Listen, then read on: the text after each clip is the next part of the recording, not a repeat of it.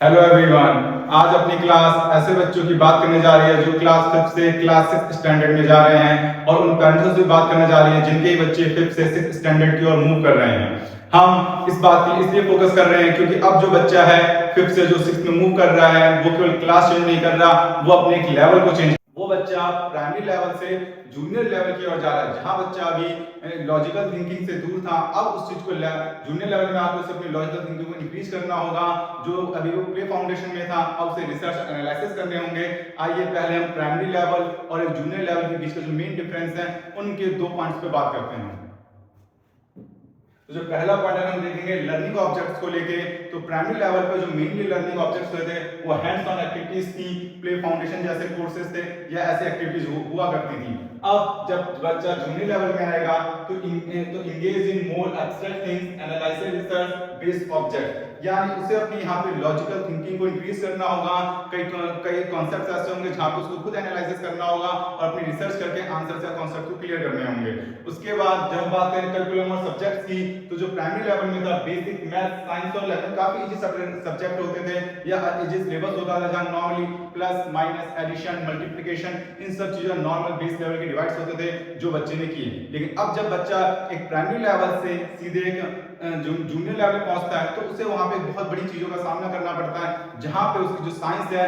जो उसने basic science पढ़ी थी वो साइंस फिजिक्स केमिस्ट्री बायो में अलग अलग चैप्टर्स डिफाइन होती है। और वहीं पे जो मैथ्स होती है जहां पे बेसिक मैथ बच्चे ने पढ़ी थी 5th क्लास तक, अब वो 6th क्लास में आके सीधे वो जो मैथ्स है अर्थमेटिकल मैथ्स, ज्योमेट्रिकल मैथ और अलजेब्रिकल मैथ अलग अलग चैप्टर्स में डिफाइन हो जाती है। तो बच्चों को प्राइमरी लेवल से जब जूनियर लेवल में आते हैं तो उनके ब्रेन को इंक्रीज करना, उनकी थिंकिंग एनालॉजिकल जो थिंकिंग्स है उनको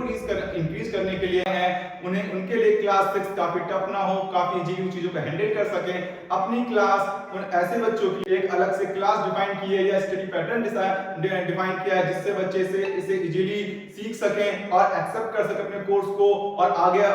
उनके आने वाली प्रॉब्लम्स हैं, परेशानियां हैं, उनसे दूर हो सकें। तो आइए जो हमारे बेनिफिट्स हैं अपनी क्लास को ज्वाइन करने के लिए, पहले यहाँ स्मार्ट क्लास के बच्चों को फैसिलिटी प्रोवाइड कराई जाएगी, साथ में कवरिंग और स्पेशलाइज्ड सब्जेक्ट्स, यहाँ पे बच्चों के सारे सब्जेक्ट्स